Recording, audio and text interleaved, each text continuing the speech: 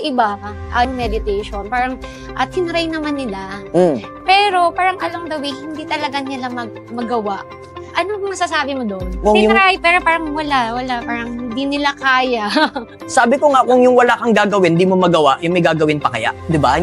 Wala ka namang ginagawa. That's what it doesn't require anything of you. A lot of people meditate because they want something.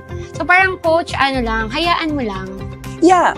Parang relax ka lang. The essence of meditation is to chill. To breathe and just enjoy life.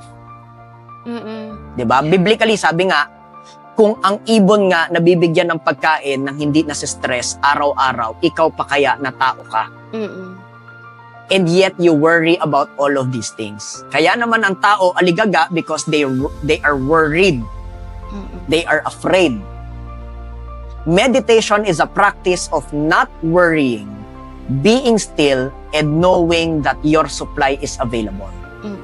Mahirap ba yun sa tao? Oo, kasi meron tayong trust issue. We're control freaks. We wanna control our lives.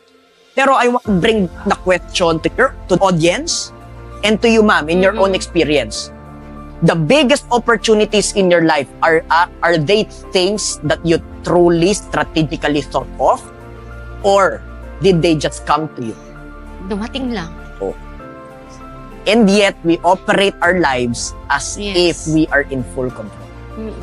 Like also, pag nag-strategic planning, hindi naman siya along the way na parang yun yung magiging resulta. You'll figure it out as you go along. And I'm a chief strategist. That's my expertise. I'm great at strategizing companies. Pero Strategizing. may mga changes kasi talaga. Pero even as a chief strategist, sinasabi ko, let's not do strategic planning. Labo, no? I do the strategy for the companies I own. It is my ideas and my mind that sets everything up. Pero ang sinasabi ko, meron ba kayong strategic planning session? Ang sagot ko, wala. Alam mo kung kailan yan nangyayari?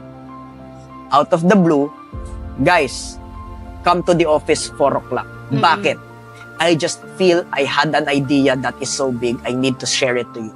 To just live today, I'll just do that one thing that makes me enjoy. Yes.